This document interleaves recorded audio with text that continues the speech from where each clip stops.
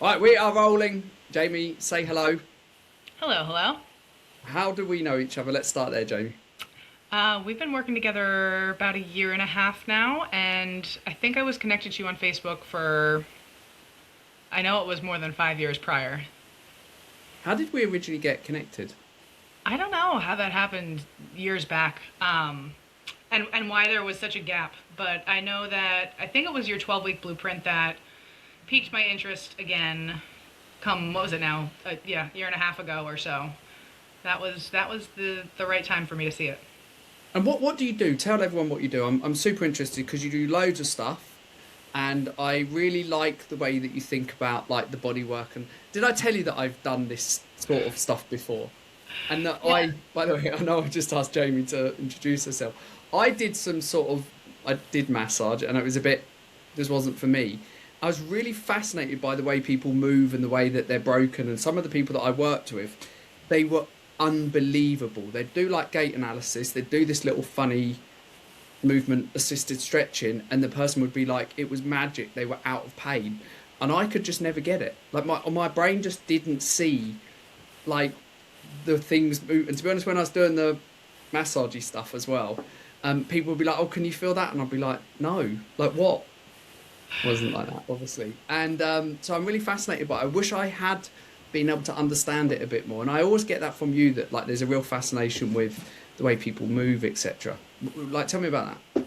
For sure. So, just to give you the whole background, we own a small family franchise gym. We've opened it. It's been open since 2010, so 16 years, and that's But been that's like a member gym, right? yeah, exactly. So it's a franchise. It's Anytime Fitness. There might be in the UK. I think they are actually. Mm. So it's a small club, and I started my career as a personal trainer there, along with getting it up and running and managing it a little bit. But my heart was always with coaching. Loved working with When you say clients. coaching, what do you mean by coaching? Just quickly, sorry to be I pedantic. mean, I mean that relationship with another human who you're guiding them through a journey. That's what I mean when I say coaching. And I always felt that from my personal training clients when I was a quote unquote personal trainer. It was always about their journey. What are their obstacles? What's holding them back? What is it that they need in terms of support or push or guidance or whatever to get to that next step? I always really enjoyed that relationship.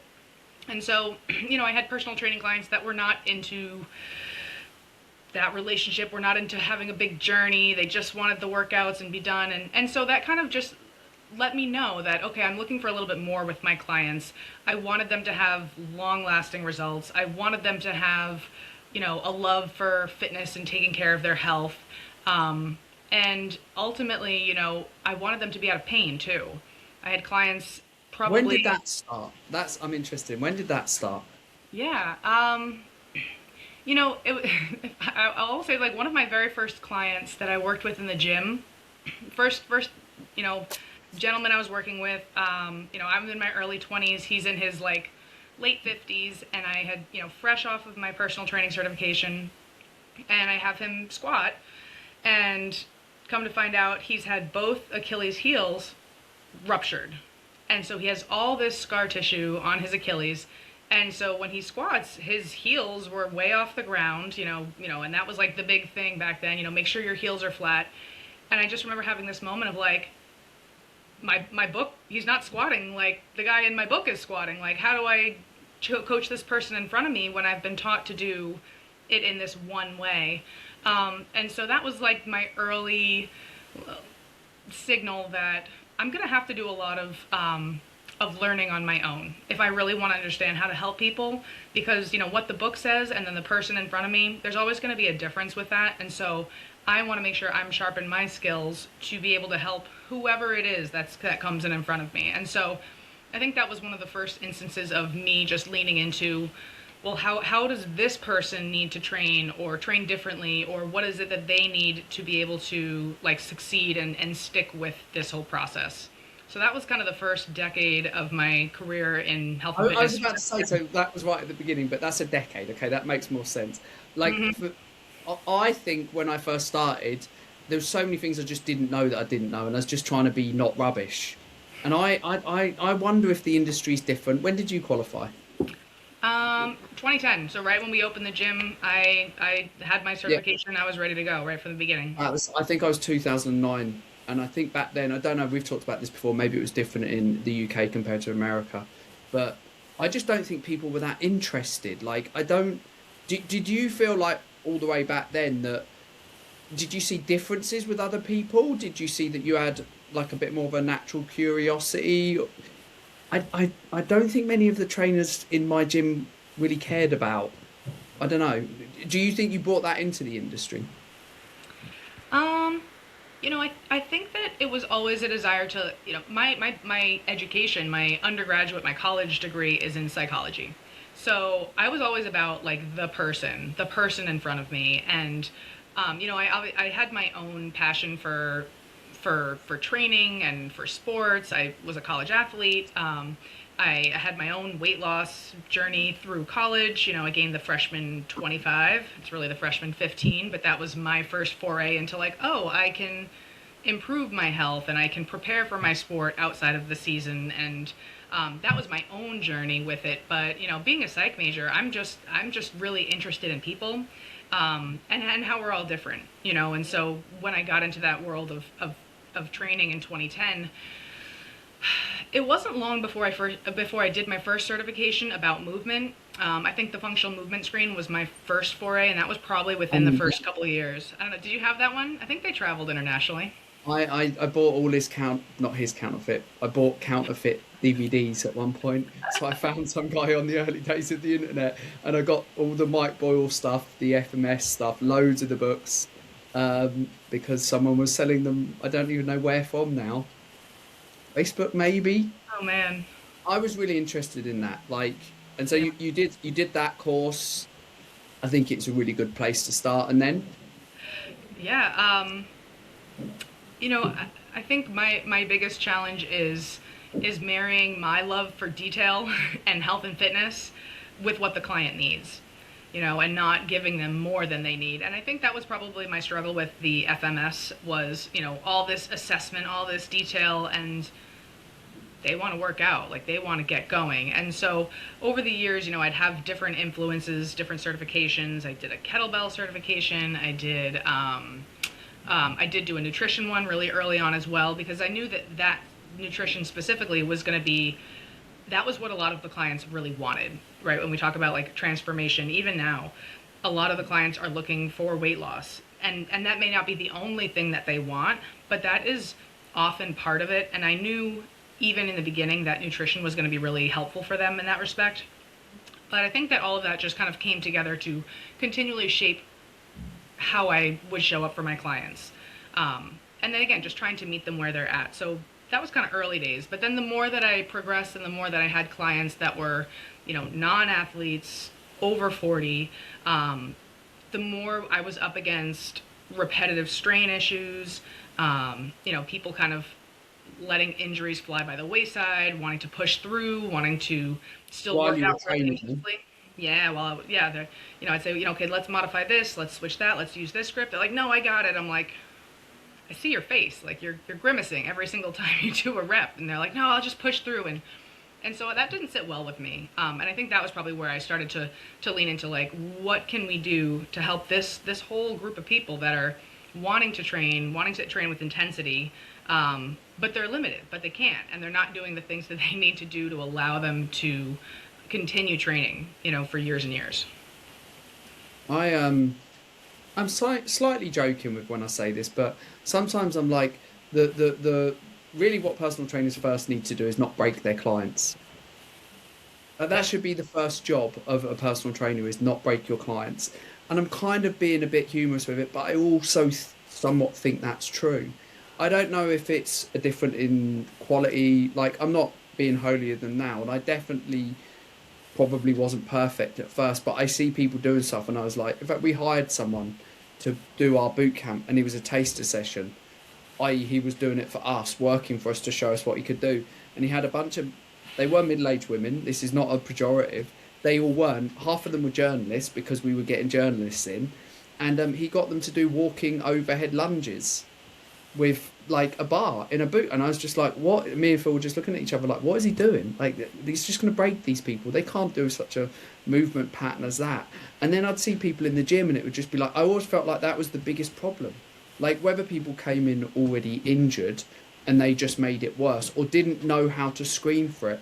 But like I also, one of the reasons I ended up getting into wanting to, I'll be honest, is because like I would hate it when my clients got injured, because then they would cancel and I wouldn't be earning any money, and I'd be like, oh my god, and I feel responsible.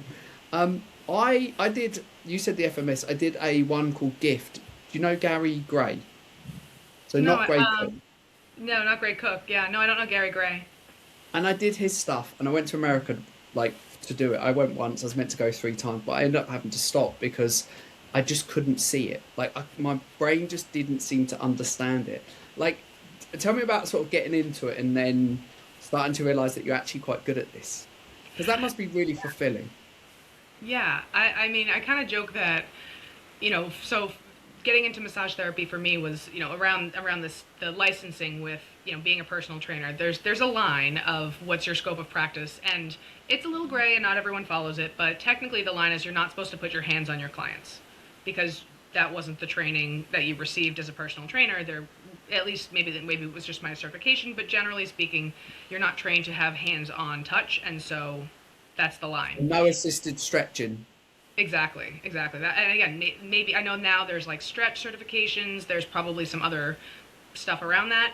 But at least at the time and when I was into it, that was kind of the line of like you can't even do assisted stretching. Technically, doesn't mean people never did that, but that was just kind of where the line was supposed to be. But like working with clients, I see how they're stretching, I see how they're foam rolling, and I personally also love a good massage. I got a couple for Christmas, got a couple for birthdays. I'm like, this is awesome. And I feel so good and loose afterwards. And so I was coming out of a massage and I just happened to ask the therapist if where did she go to school? Like where was that? How did she have any recommendations? And she said, I have a school upstairs. I own one. I run it. And I said, what? So that's how I checked it out. Beautiful space, kind of won me over. But really what won me over was, it was kind of an ongoing enrollment for her school. And so I jumped into the next class, which was sports massage. And we went to the, and even in the first class, I was like, this is amazing. We're talking about muscles and movement and what we can do to help recover and stretch. And like, I was Why the sold. fascination? Tell me, why the fascination? Why is it so amazing? I think that, so this part I like to joke about, like, transformation takes a long time. If someone's coming to see you as a personal trainer and they want to get in shape, it's going to take months, if not years. I can make someone feel better and pain-free in one session, in one 60-minute session. They can be out of pain. And to me, that kind of boggles my mind, the difference that someone can receive in 60 minutes or 30 minutes in a single session, right? No one's getting a six-pack in one session.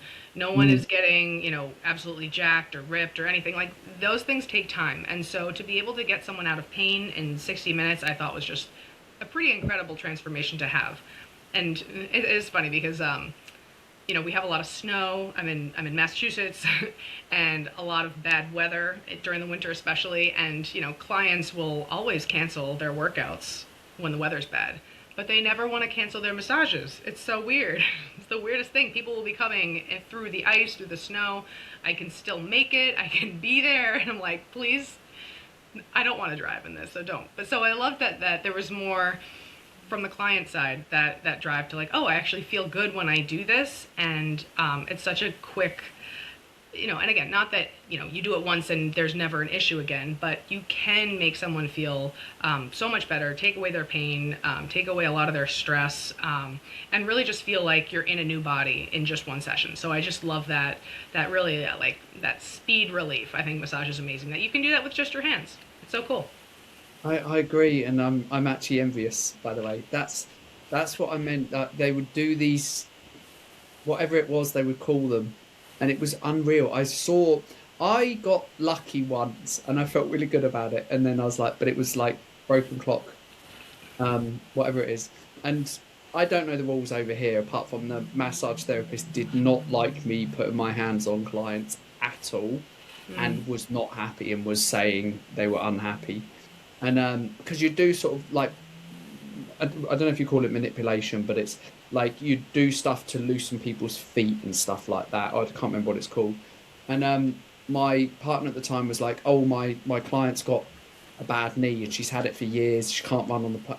Will you have a look at her?" And to be honest, I didn't really know what I was doing. I was like, "Oh, okay."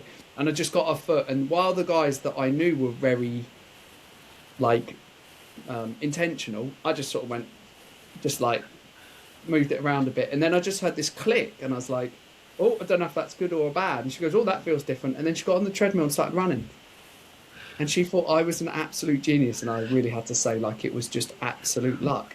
But the guys I learned with, they would do this in front of me. They'd have people that have been in pain for like months, years, and they would just be able to see it, and they would do like, and I think some of it maybe came back. But I was so fascinated by that exact thing that you could just do, and the look on people's faces when they start walking, and they're sort of almost looking at themselves, and I was like, I want to do that. But do you think there's a skill to it? 100%. Yeah. I think that, I think there's an element to like intuitiveness that seems to be just more of a quality that people have. I actually don't think that I naturally have that. I think I've had to really work at that to kind of quiet yourself down and feel with your hands, like feel with your fingers.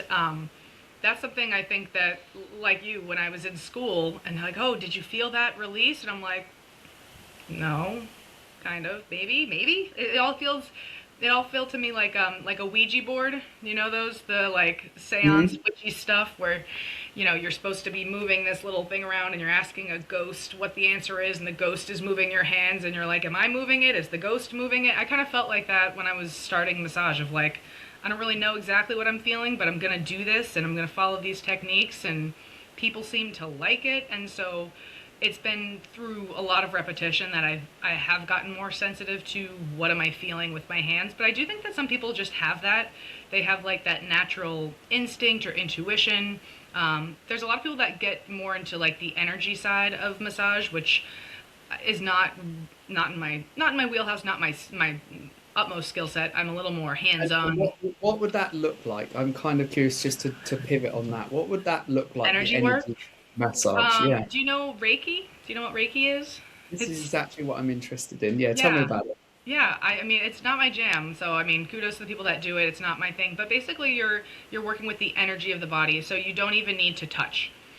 Sometimes there's light placement of the hands on the body, but it's literally hovering your hands just above the surface of the body and finding areas of heat or just the energy calls to them in terms of how they fix it. And I feel bad butchering this because I know that there are really reputable people that do practice Reiki, and I don't want to discount it as a technique that people find a lot of relief. I can't remember who it was. I think it was a massage client that had an experience with Reiki.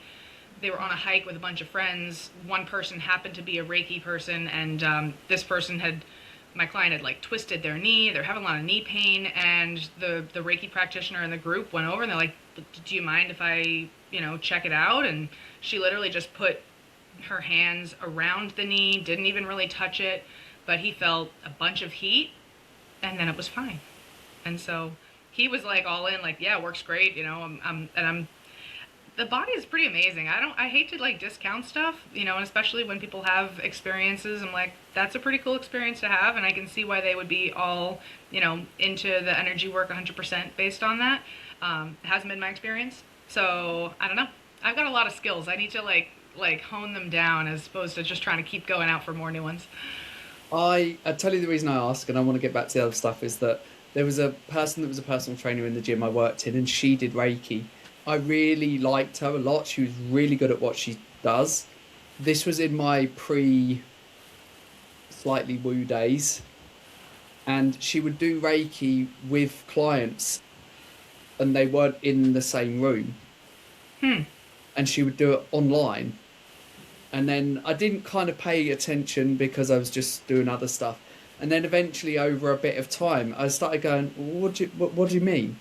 And so she would do Zoom, and the other person would be in New Zealand, and she would be in England, and the person would be on a massagey type couch, and she would do the Reiki across the internet.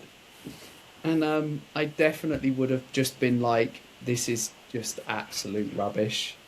Um, do you know what Kundalini is? Not super familiar. It Chi. sounds. I know it's a type of yoga. Chi. Chi. Yeah, Chi. So like energy, the way the it moves energy. around the Yeah. body. Yep. I don't know if I've ever told you this, but people chase this thing called a Kundalini awakening. They go to do yoga to have this energy movement. And I was told by someone that I would have a Kundalini awakening.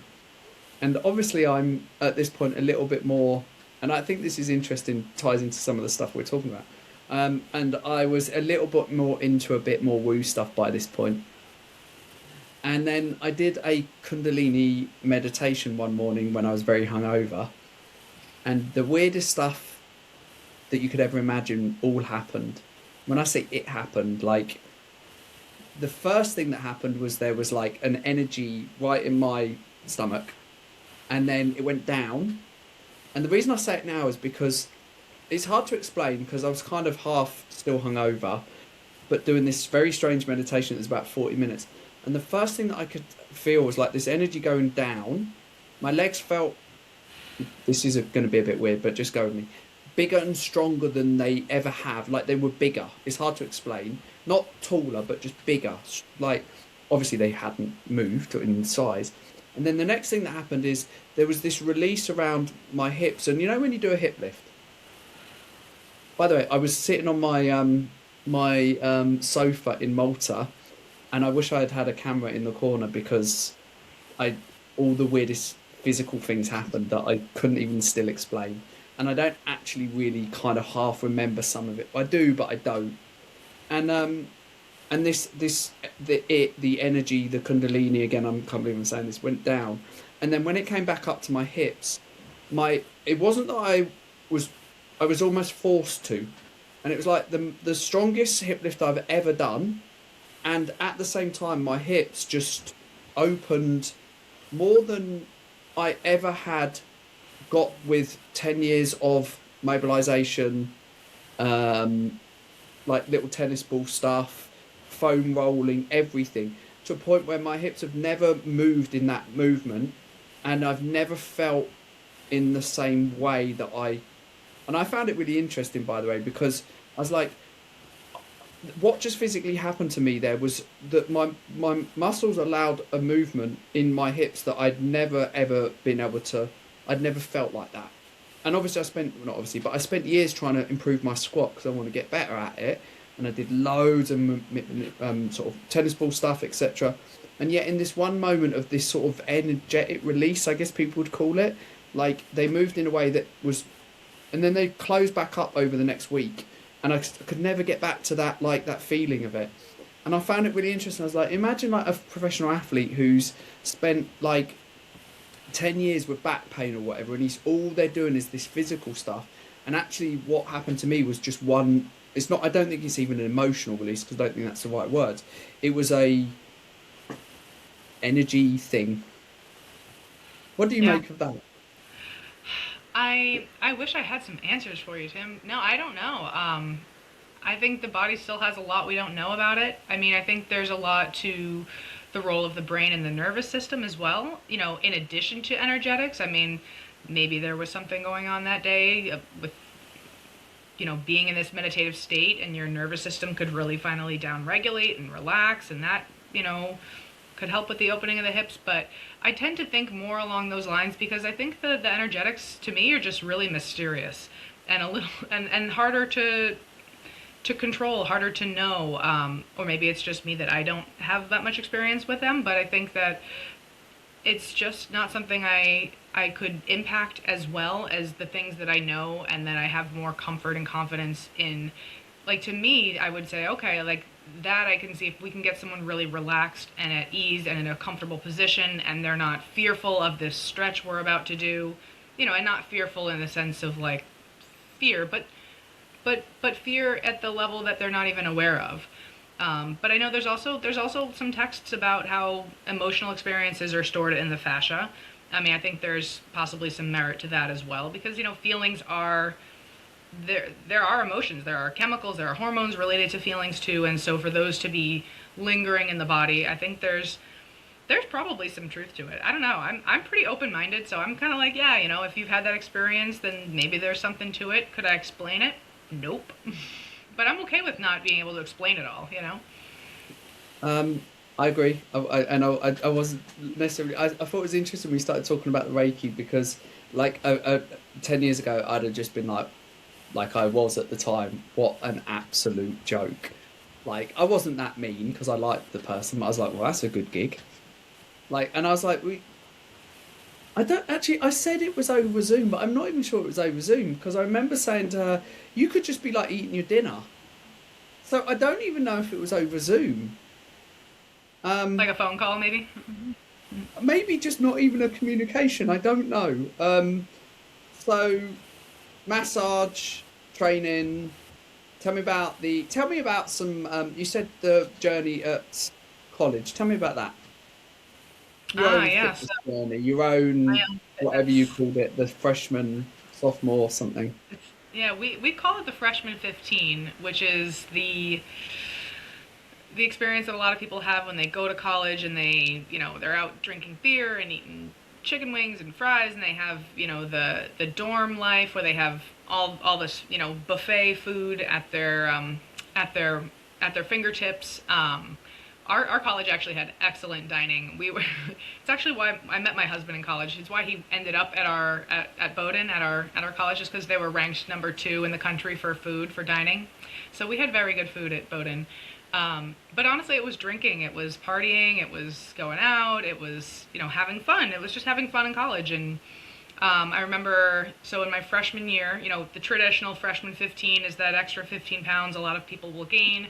And I was, college athlete. I played softball, and when we started our preseason, weigh-in training, physicals, probably must have been in like that February of freshman year.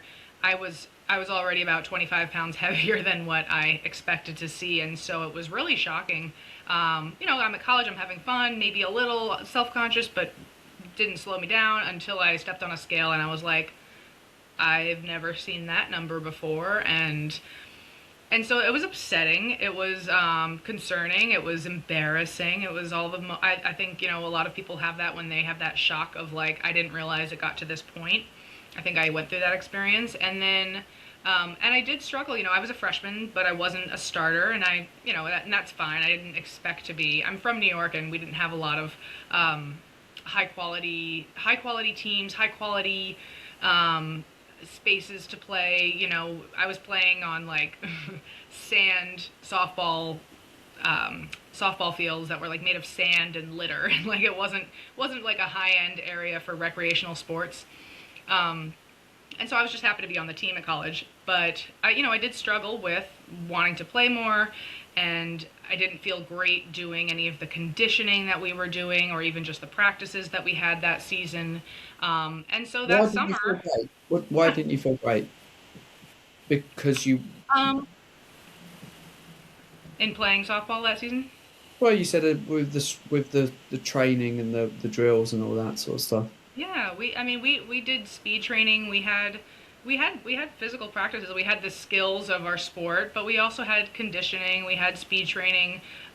We all kind of loathed speed training, but I had to, I really hated it. You're pushing yourself, your cardiovascular levels, your speed. I was never a very fast person, but there's nothing like, finishing last in every single drill that starts to wear at your self-esteem a little bit. You feel crappy for being the one everyone's waiting for at the end. And it's not like I was, miles behind everyone, but I like to be a high achiever. I don't want to be last at anything, and especially not at everything. So, and I always had high standards for myself. I wanted to perform better. I knew I could be a better athlete, and I didn't really get that heading into my freshman year. But they did take us through and taught us to strength train a little bit. And so I just knew that I would have to do a little bit more, and I certainly wanted to get the most out of my summer and my off season from that. I was still in school in the spring. I played a little bit that season, still enjoyed myself, but once I was done with school for the spring and went home for the summer, I was much more committed to like I don't want to have that experience again where, I don't really know what my body's going to put out. I want to be ready for the next season. I want to play more. I want to play better.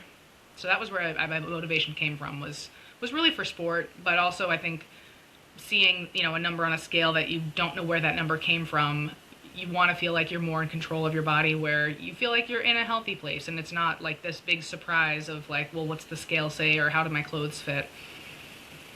I know you've told me before about, I'm going to ask you, so you told me before about a bit of a love-hate relationship with the scales. Is that, well, maybe a hate-hate? When was that? What? Tell me about that.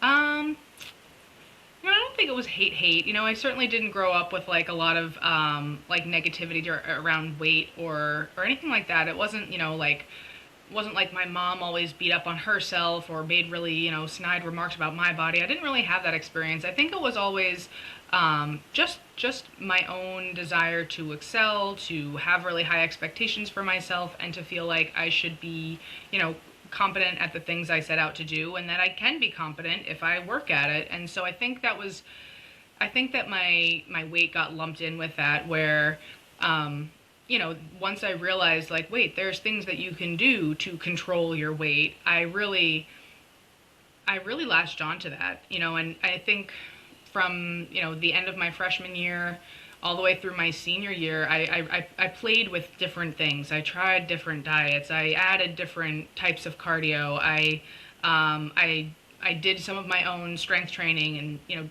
added planks and things to my own routine. But it started, part of it was an interest and a fascination, and then part of it was, really trying to not perfect it, but to excel at weight loss, to do it the best that I could. And so it became a little bit obsessive. That was when my senior year is when I started playing with fasting. I'm just not going to eat the rest of the day. That way I'll have an We've got 18-hour such, fast.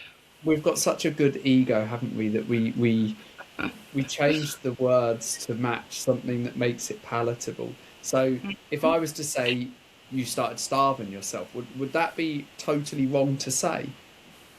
Um,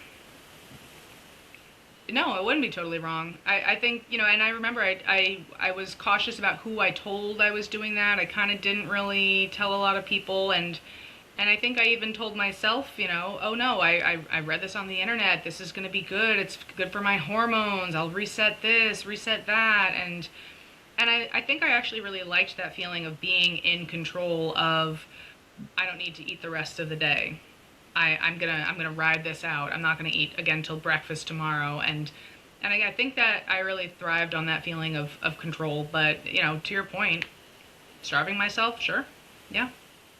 I mean, I'm not throwing shade. I find it No. really interesting that like people will, especially I think people that are, like you said, driven, intelligent, like we convince ourselves of these things because we have such clever thought processes, and some people who are just a bit simple don't quite have all these loops that they can figure out to not to say justify our behaviors, but to explain away.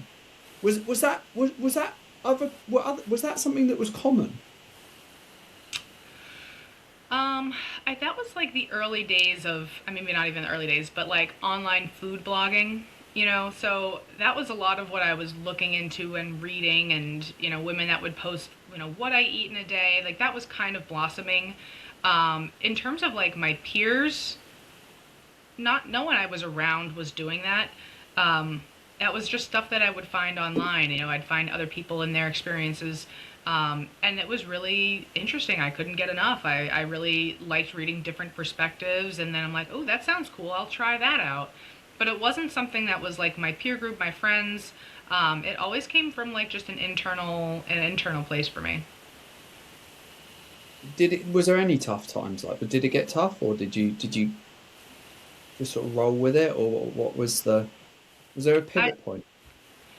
I rolled with it for a long time. I rolled with it through the end of my college years. I rolled with it.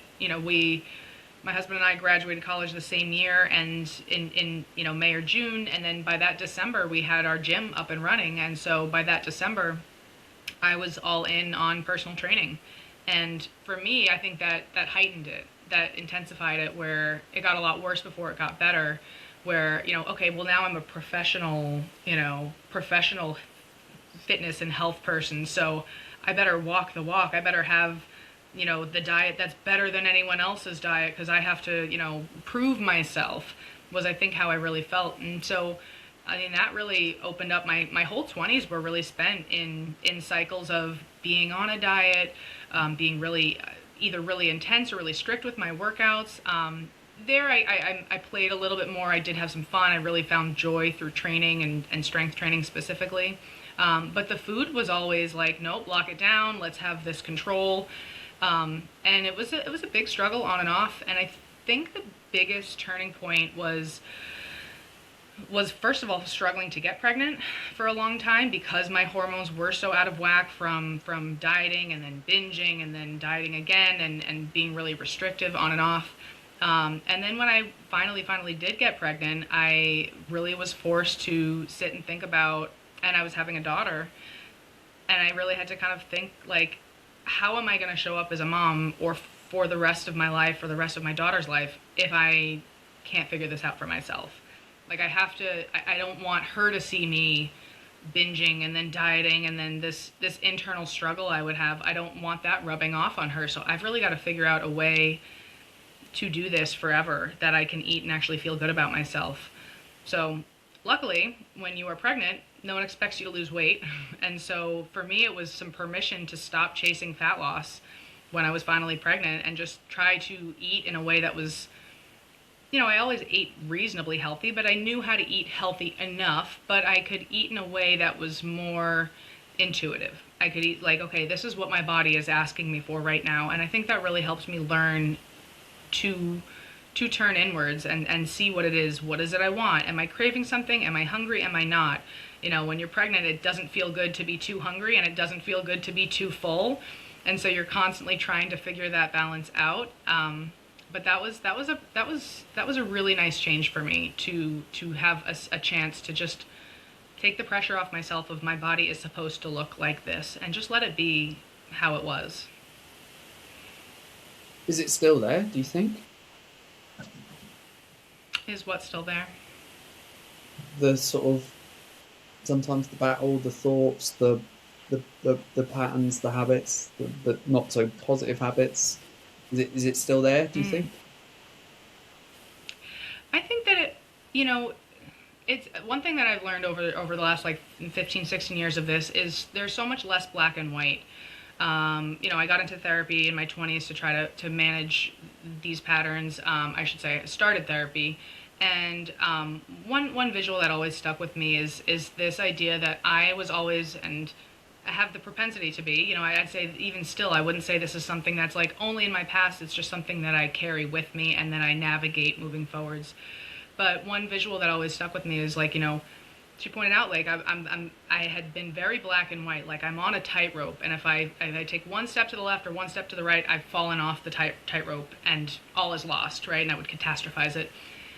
But really, she's like, well, what if you just made it like a wide path? You're not on this tightrope or off this tightrope, but like you can be on the path and take 3 steps to the left, take 3 steps to the right, whatever, but you can still be on the path. It's not like you take one misstep and all is lost. And that was really a great visual for me. And I think that sometimes I still, like you said, is it still with you? I think I'm still on that path. I think my path is nice and wide. I think that sometimes I do have moments where like that sense of control is there, right? That desire for control or that desire for excellence. And, I'm like, oh, well, I'm a health coach now. Like, maybe I should try to get a 6-pack maybe. And I have to remind myself, like, my clients, that's not their goal. 9 times out of 10, they're not looking to achieve that. B, I'm much more relatable if I know the struggles of my clients. If they are struggling with the things that I've struggled with, I can relate to them and understand them. And then share what I think is going to be most helpful for them because I've walked in their shoes, at least when it comes to this path. So I do think it's gotten a lot better, but every once in a while I have to, kind of face those demons again. And it's nice to be in a place that I can come at it with so much more, less rigidity, but also a lot more like self compassion. I don't beat myself up for, if I have a slip, if I have a night where, I eat too much or, whatever. Okay, like I still like myself. I still can show up for my clients. I still have value to offer just for being me. I don't take that and make it as harmful as I once did. I don't interpret it the same way. I'm someone that worked for us. She would say that basically personal trainers just choose deadlifts, like, and all of our clients choose donuts, and it's like we just the behaviors are almost the same. We've just found this, and I say we, I mean the fitness industry as a whole. We found this acceptable obsession, like Yeah. this acceptable thing that I think it is, like, if you actually, and I'm going to say something, and it's just because it's in my head and I want you to tell me if I'm wrong. I do think, and I don't think it's this collection of people's fault. I look at the general fitness industry, and I actually think if you looked at how many people have like control eating disorders or disordered eating, it's a lot. And I think if you took the females, I think it would be even higher. And it's not a judgment on the people. You could argue, well, does it affect women in society more than it does men? And probably the answer is yes. And probably there's multiple reasons for that. But I think if you look at a lot of the overall industry, like, there's some serious obsession. Like, it Mhm. is just endemic. And it's like the coach I'm talking about just used to point out to everyone, you've just found a healthy obsession. Whereas they're going and drinking or whatever they're doing or eating the donuts, you just go and lift some weights. Now, as because we're very clever and our ego wants to say that's not true, we'll be like, yeah, but that's good. If I feel stressed or I feel like emotional or like a negative emotion, then my choice is I'm going to go to the gym. Their choice is they drink too much wine and have a donut, because mine is a good healthy version, and that's true. But I also think, like, there was times where I didn't eat bread for 2 years. I'm sorry. That's terrible. Like, like I would sit there and say I wasn't obsessed. It wasn't like really unhealthy, but I'm like, there would be really like just it's just odd. Like, that's odd, not eating bread for two. I wanted to get leaner and I couldn't, by the way, partly because I didn't track calories. And when I first did, then I did get lean pretty quickly. Um, and I did eat bread. I also think it's interesting that um, I passed a lot of that, what I thought was knowledge, onto my clients. I had clients, I had a female client, and I distinctly remember she was, by the way, she wasn't losing weight. And if I'd known what I knew now then, I would have realised that over-reporting, under-reporting, overeating, whatever is going on, it's not really what I think. And she ended up like basically eating dust. Like, we took like fruit out of her diet because she wanted to lose weight and she couldn't. And I was like, okay, right. And I'd literally taken. I just thought it was the right thing to do. No, no. I mean, bread went right at the beginning. No gluten. Rice went. Potatoes went, obviously. I think at one point we allowed sweet potato, and then that went with all the other sort of root vegetables. And then, like, no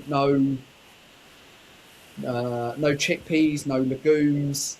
And eventually we just took, like, I think it was probably, oh, you allow berries, and that was basically what she was left with. And I would get her to eat, and it seemed on the surface that she followed this. She'd eat like meat for breakfast. And I was like, that's not healthy. And I think it's interesting because in my head it was like, no, I'm knowledgeable, like I know stuff, so I'm going to give you the most perfect diet for you. And it's like, I just think obviously she was probably either lying to me, or I don't know, to be honest, like lying to herself or not realizing. And I do think that a lot of the industry, there is just this pervasive, you said, control. Like, I think it's just, there's like, when people are just to get to those levels, you have to be.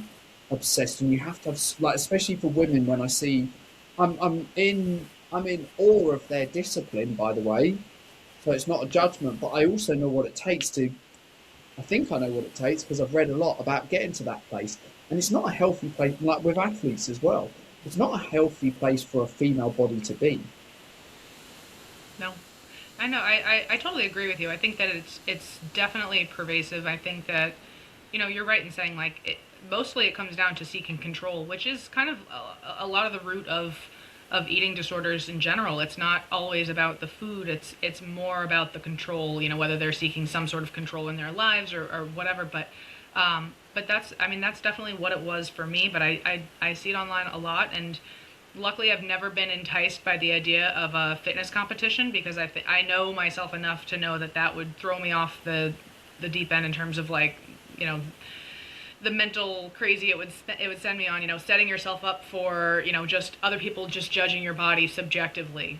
Doesn't matter, you're not really, I mean, you have a goal physique or whatnot, but the judging is totally subjective, and I just knew that I could never stomach that. And I'm grateful, because I see what it does to women. It wrecks their metabolism, it wrecks their self-esteem. I mean, they get all these compliments for getting so lean and getting so fit, and then, they only look like the way they look on stage for that one day when they're dehydrated and covered in spray tan, and then they go back to, usually they have some kind of a binge, but even if they go back, they will gain weight back, and then all of a sudden all this attention and, acclaim they've been getting for their physique is not there. And so I'm glad that I've stayed out of that world. I don't judge anyone that wants to do that, but I know that that would not be a healthy sport for me, for sure.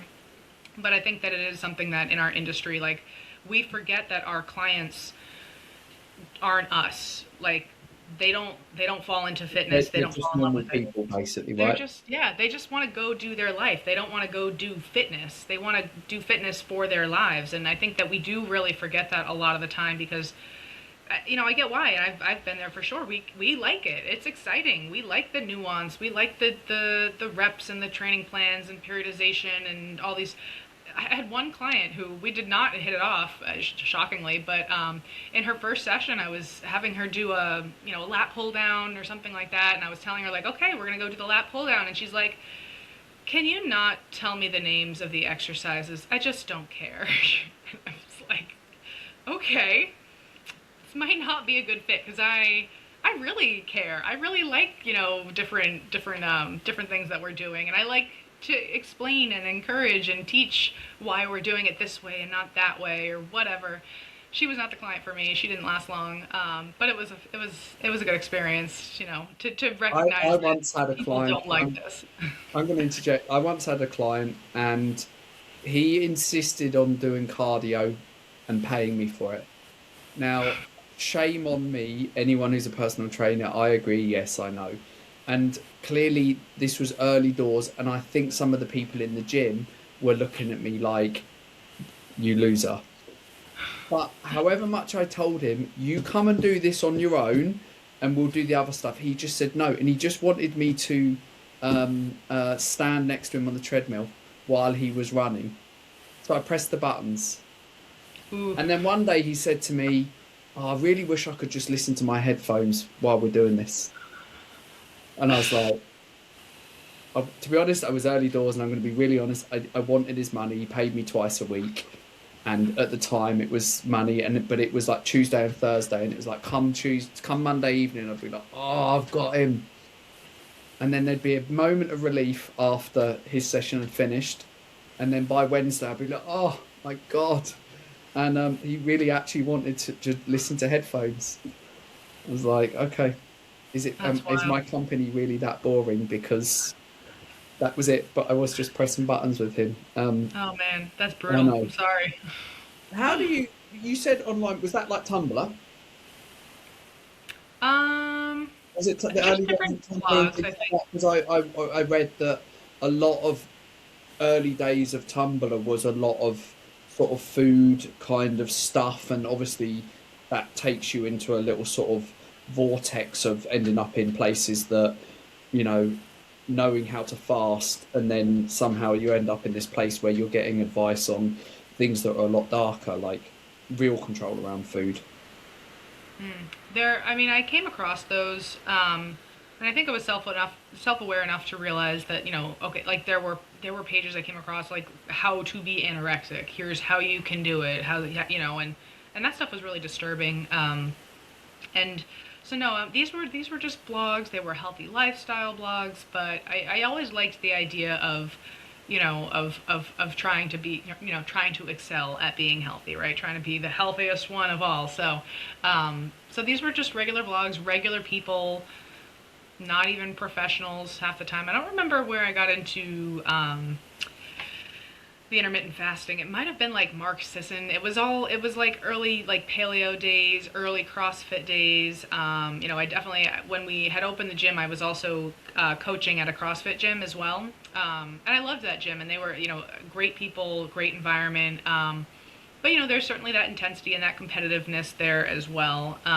And so I actually really liked my CrossFit experience, but I think if I had stuck around much longer, getting swept up into paleo and Whole30, and just again a lot of restrictions. Like you said, like I'm sorry you went 2 years without eating bread. That's terrible. But I remember doing a Whole30, just 30 days of an elimination diet, and having to go walk the bread aisle to shop for for my husband, for the rest of the family, and getting bread, and it felt like torture. Like, why can't I love bread, I don't want to. And looking back, it's like I don't want to live like that. Like anything that I would have done that had that much restriction, or no, you can't have this, I was never going to be able to stick with it. Like I don't see my life, luckily I have no issues with gluten, but I don't see my life, I don't eat that, I don't eat that. If I don't want to, I won't. But to live by a set of rules that's been, predetermined by someone else, to say you can or can't eat this, I'm not doing that anymore.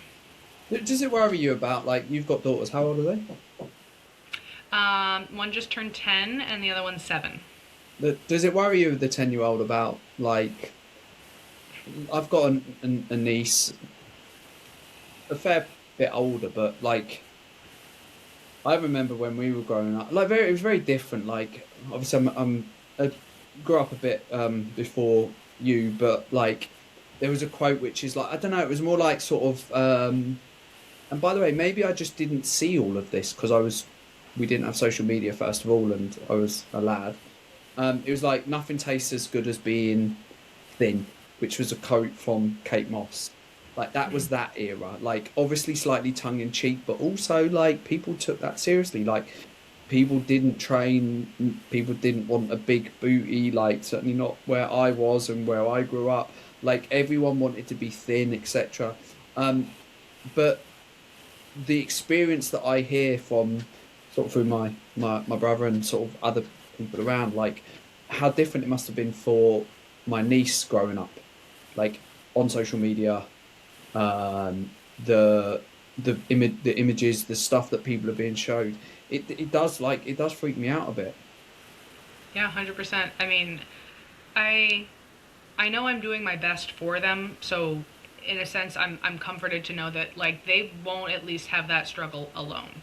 Like I want to be there for them, to remind them of themselves, when they do get swept up in whatever the cultural moment is. Like even now we're seeing this kind of return to really, really thin is back in, I mean, there's luckily a subset of people that do love lifting and building muscle, and I think that's awesome and I love that. But there's also a lot of people, celebrities on Ozempic or GLPs, and they're getting thinner and thinner and thinner. And it's scary, and I'm nervous for what my kids will go through with that. And so, Would you I stop like them to. having social media? Mhm. Yeah, I don't want them on social media till probably like 16, like at No least high phone. school.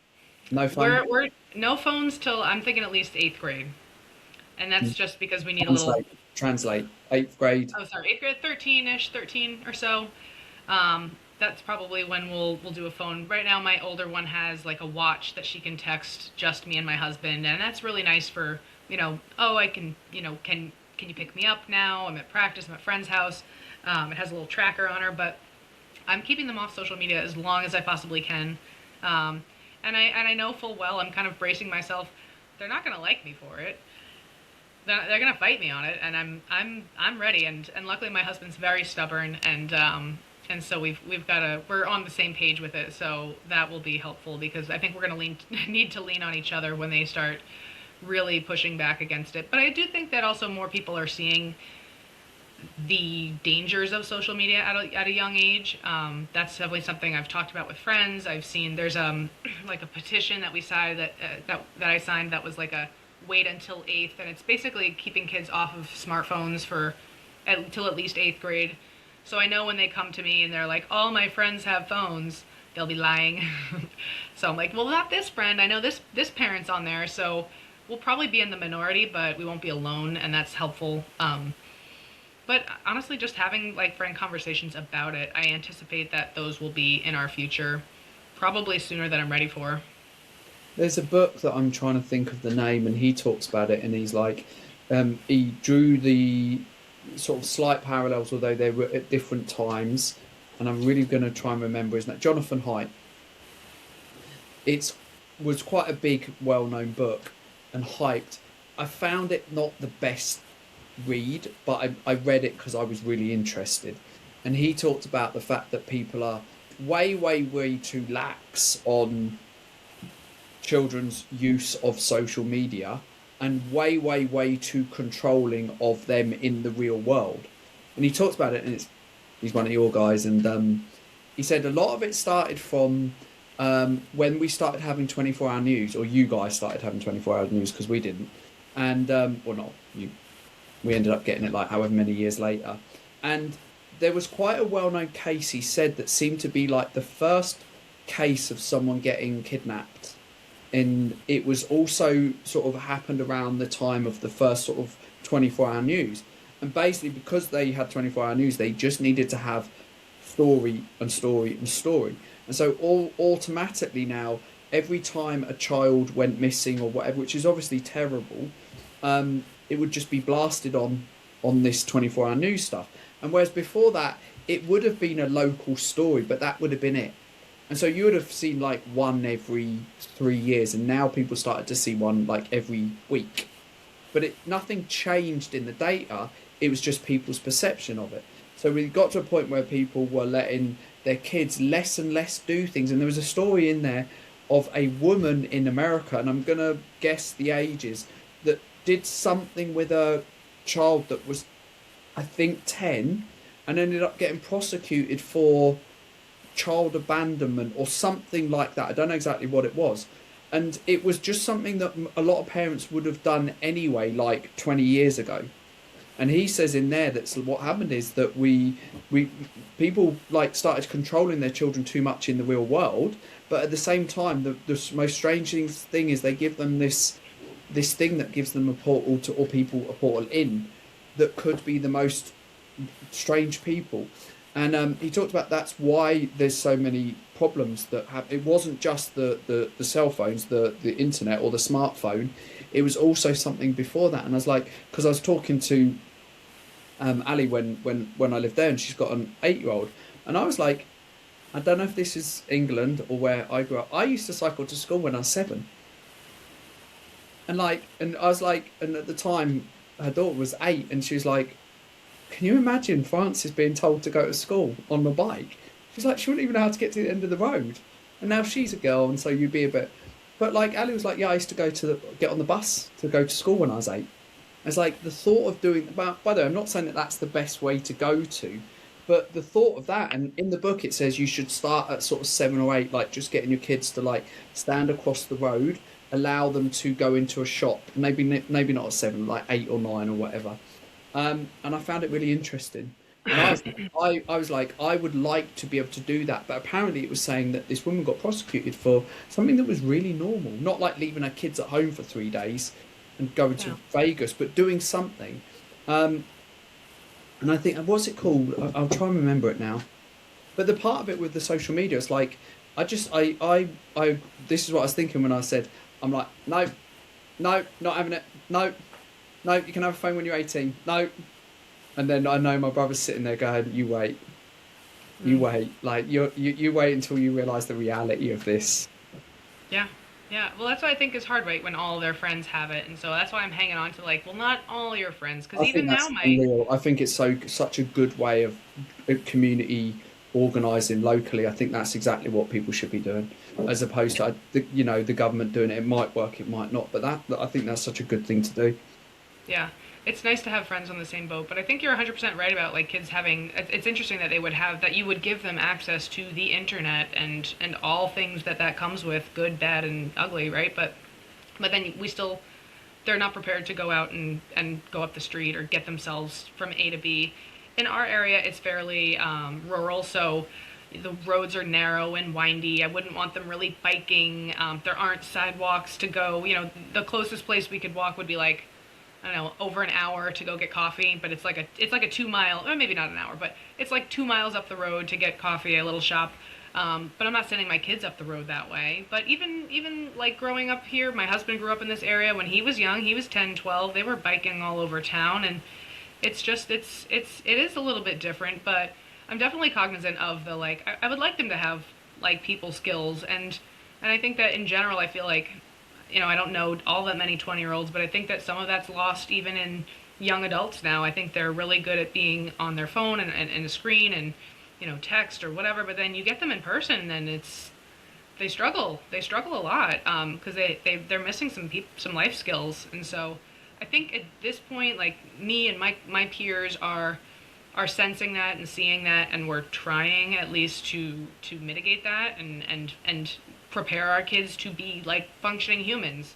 And the kids hate it, and they're not happy about it, but I'm like, well, if I don't teach you how to do your laundry, if I don't teach you how to like put actually like wash the dishes, like you need to know these things. Like I want you to be a functioning human being. And so they don't like it, but they're getting it. Sorry. Tell me about your. So you're doing some sort of health coaching stuff. I'm really fascinated by the kind of people you work with. Tell me about them, who they are, why you work with probably a group of people that might be a bit surprising, maybe. Yeah, so Or I how work did with you get to women. that point as well? And how did I get to that point, you said? Yeah, because I know there was lots of other people at first, and then there still is, but just like you got a cool little, not little, but cool thing going on. Yeah, I love my little health coaching thing going on, and I appreciate all your help in getting it into fruition, into reality, which is really cool. So right now I work with women primarily in their 50s and 60s. It's weight Why? loss. It's Why? why. Yeah. Why? Because they missed the boat on how wonderful strength training is. I really think they are at a disservice. Like you said, like through the 90s, they lived through all the diet trends of the 90s of low fat, of aerobics, of don't lift anything heavy. You just want to be thin.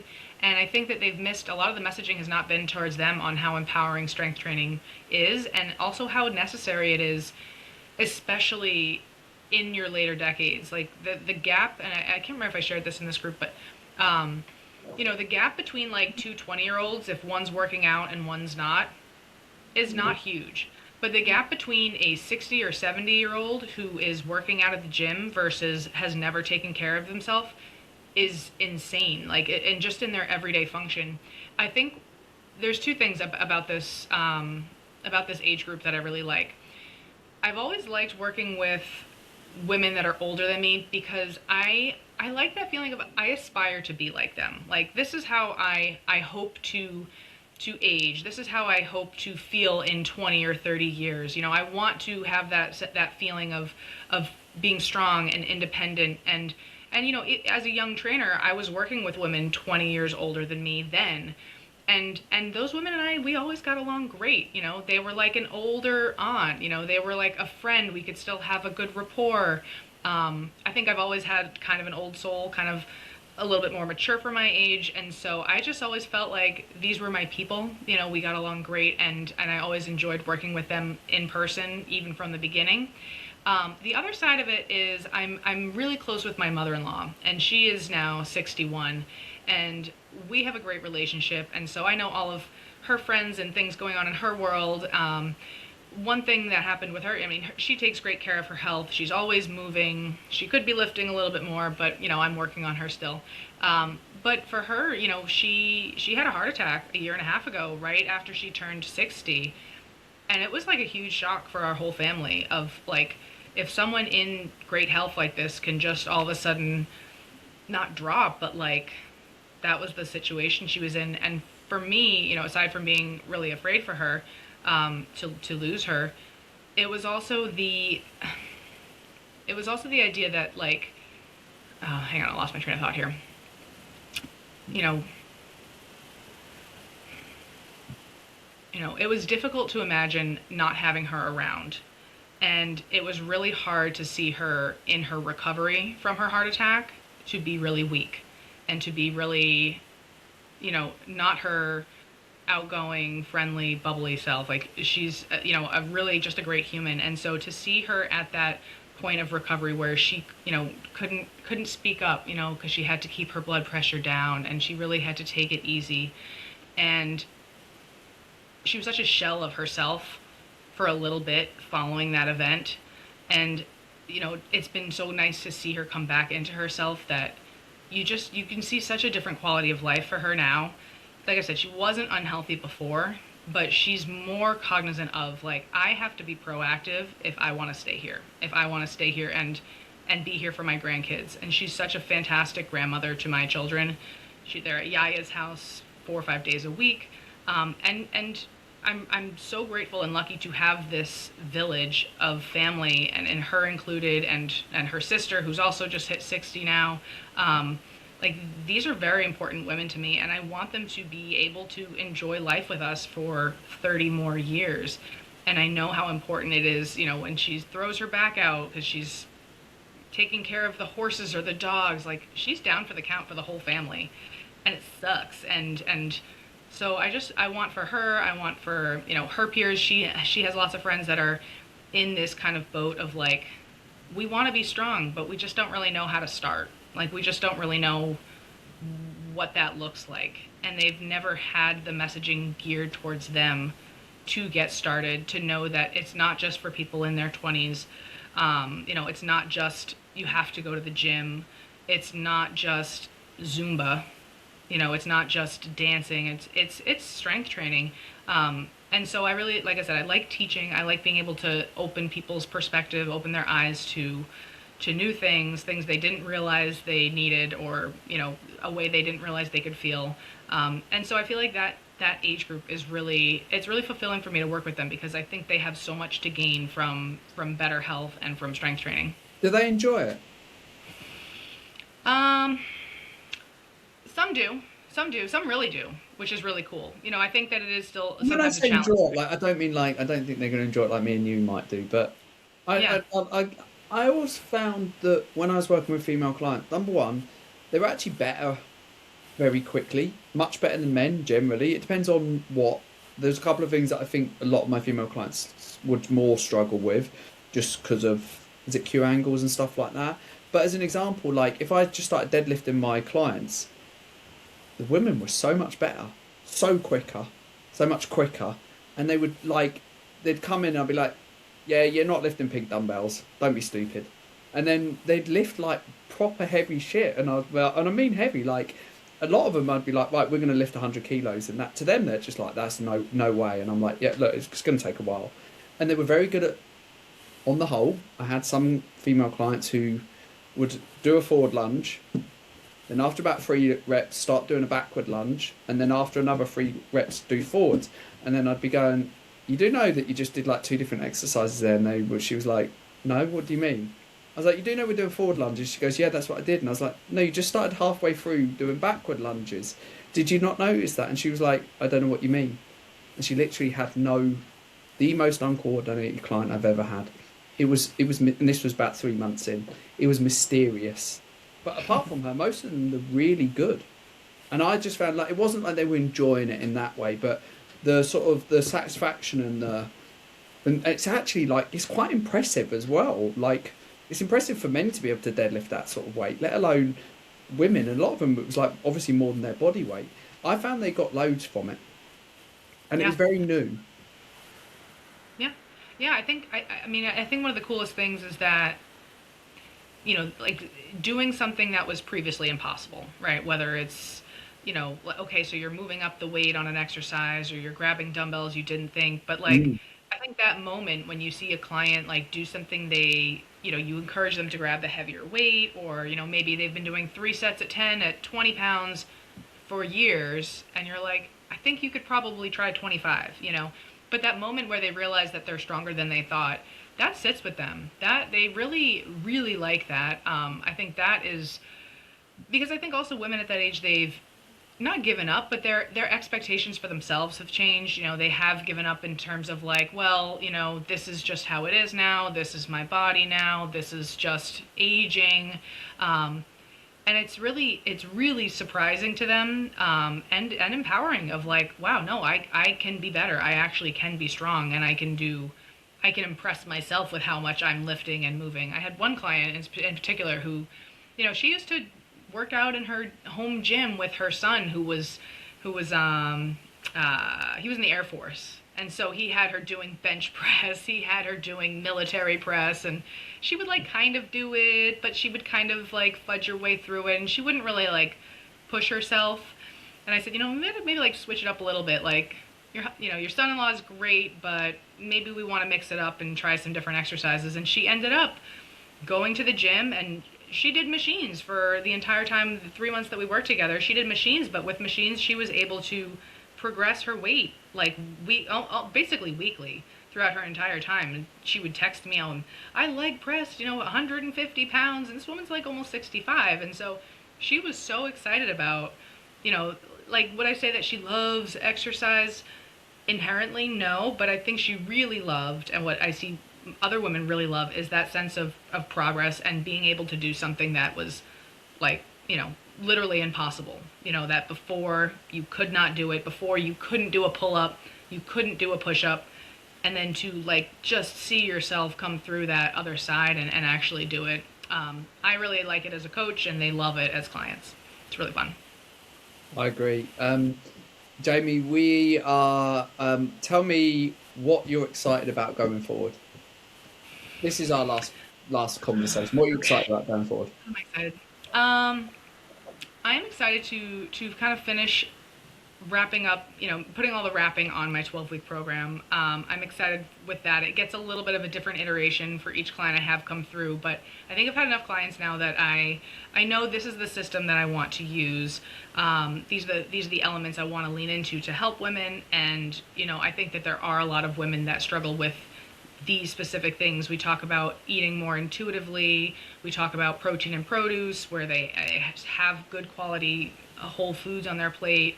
We obviously build in strength training, but also movement, and that's something that's really been colored from my work as a massage therapist, is the idea of just, you've got to move all your joints, right? Not just a few.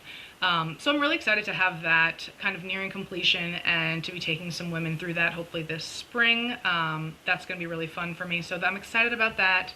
And I've got some fun stuff I've been working with for massage. I'm doing a class on some lymph stuff, some lymphatic drainage. So that's been kind of my recent skill development in massage, and I'm always learning somewhere. I can't stop. But that's my next set. So I'm really excited to kind of be able to do both of these things that I find so fulfilling. I wouldn't really have it any other way, even though I, kind of beat myself up a little bit because I'm running in 10 different directions at once. But what an opportunity to be able to do that. I'm about to add another direction. Teaching on the cards? Not in the near future, but you never know. I think you asked me once about writing a book. At some point? Say again? Could you imagine doing it at some point, like mentoring, teaching other health professionals? 100%. Yeah, you gotta pick my lane a little bit more, but I still feel young. I still feel like I've got decades ahead of learning and growth, and I'm sure at some point that may look like something like sharing the knowledge that I've gained from, whether it's massage or from coaching. But like I said, I will always enjoy that relationship with helping somebody else grow as well. And so whatever form that looks like, whether it's teaching or a book or whatever, I'm open for it whenever it arrives. Do you mean writing a book? Yeah, you put that idea in my brain several months back. You're like, would you ever write a book? And I said, that's normally the start of it, by the way. That's normally the start of it. Okay, Oh, yeah. Where can people What's your favourite channels, social media? Where can people find you? You can find me on Facebook. You can find me on Instagram and newly on LinkedIn as well. It's just my name, Jamie Chanel. And you can find my website there as well, jamiechanel.com. We'll put some links in the show notes. YouTube, or does that not exist yet? Not exists in a public setting yet. Cool. All right. Thank you so much, Jamie. That was so much fun. That was nearly an hour and a half as well. So very much appreciate your time. Absolutely, Tim. Thanks for having me.